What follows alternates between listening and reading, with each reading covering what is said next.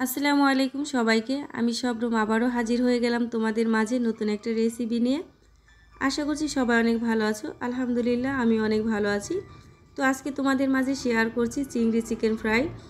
অল্প মশলায় অল্প সময়ে খুব মজাদার একটি নাস্তা তৈরি করা যায়। তো দেখতে থাকো সবাই কিভাবে হচ্ছে চিংড়ি চিকেন ফ্রাইটা আমি করে নিচ্ছি। এখানে চিকেনের কয়েকটা লেগ পিস নিয়েছি, ভালো করে ধুয়ে পরিষ্কার করে নিয়েছি। আর সঙ্গে নিয়েছি একদম গুঁড়ো চিংড়ির সঙ্গে আছে কয়েকটা কাঁচামরিচ। এবার চিকেনগুলোকে লম্বা লম্বা করে একটু কেটে নেব। কিভাবে আমি কেটে নিচ্ছি দেখে বুঝতে পারছো। তো এক এক করে সবগুলো লেগ পিসকে এভাবে কেটে নেব।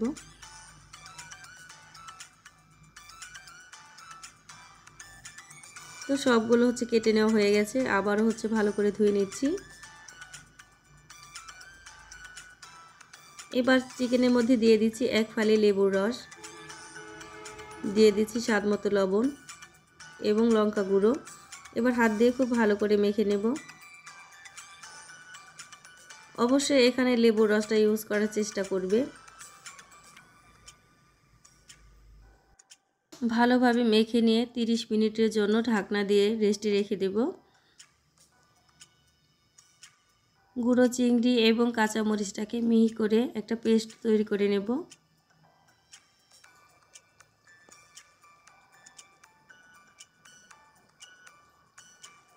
তো পেস্ট করে নেওয়া হয়ে গিয়েছে।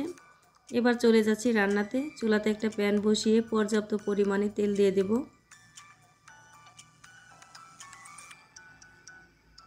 তেলের পরিমাণটা অবশ্যই বেশি থাকতে হবে। তেলটা যখন হালকা গরম হয়ে আসবে তখন এক এক করে চিকেনগুলোকে ফ্রাই করে নেব।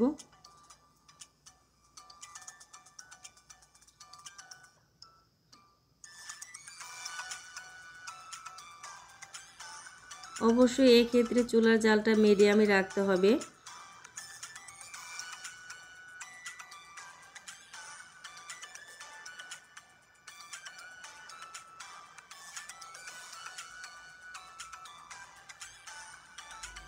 চিকেন ফ্রাই করার সময় অবশ্যই একটু সময় নিয়ে ফ্রাই করে নিতে হবে। তো ঢাকনা দিয়ে ঢেকে উল্টে পাল্টে খুব ভালো করে ফ্রাই করে নেব।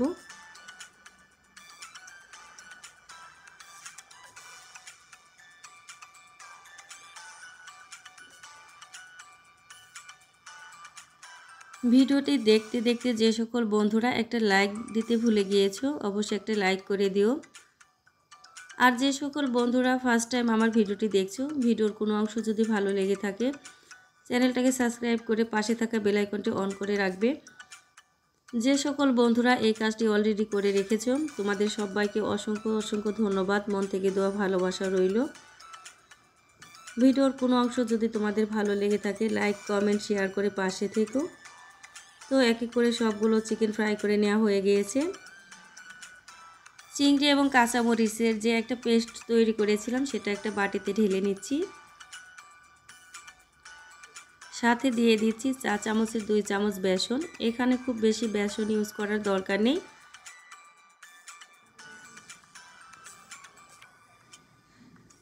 দিয়ে দিচ্ছি 4-5টা পেঁয়াজ কুচি। পেঁয়াজটাকে যতটুকু সম্ভব একদম ঝুরি করে কেটে নিয়েছি। দিয়ে দিচ্ছি মরিচের গুঁড়ো, হলুদের গুঁড়ো, স্বাদ মতো লবণ। এবার হাত দিয়ে খুব ভালো করে মেখে নিচ্ছি। এখানে এক্সট্রা কোনো পানি ইউজ করিনি।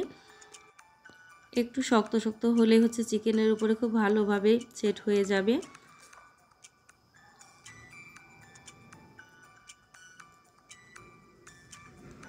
এবার চিংড়ির পেস্টটা হচ্ছে চিকেনের উপরে খুব ভালোভাবে কোট করে নেব।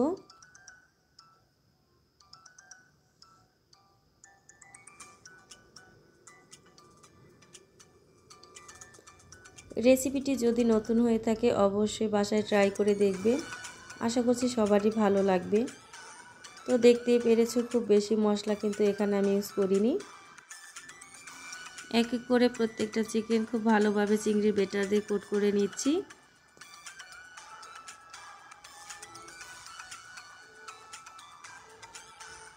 এই রেসিপিটি আমি আমার বড় আপুর কাছ থেকে শিখে নিয়েছি।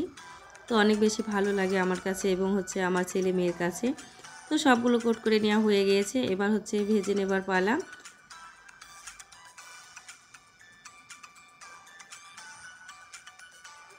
অবশ্যই বন্ধুরা মিডিয়াম আঁচে ভেজে নিতে হবে।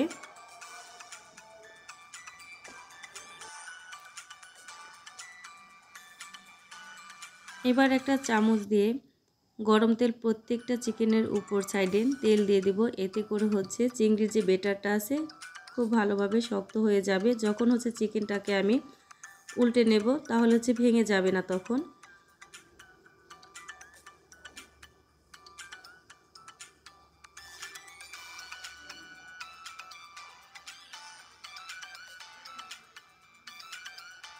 মিডিয়াম আঁচে উল্টে পাল্টে ভেজে নিতে হবে। চিকেনটা যেহেতু খুব ভালোভাবে ফ্রাই করে নিয়েছি, খুব বেশি সময় লাগবে না। সব সাইড উল্টে পাল্টে আমি ভেজে নিচ্ছি।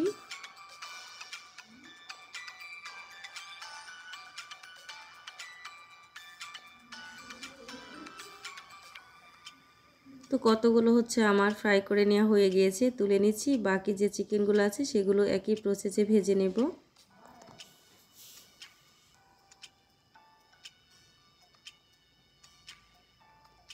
আমার ভিডিওর মাঝে ভয়েসের মাঝে কোথাও যদি ভুল হয়ে থাকে সবাই ক্ষমার দৃষ্টিতে দেখবে।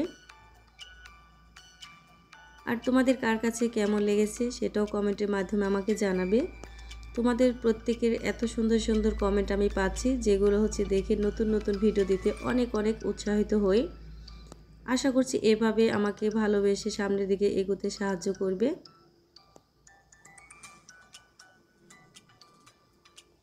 তো এক এক করে সবগুলো চিকেন ফ্রাই আমার করা হয়ে গিয়েছে।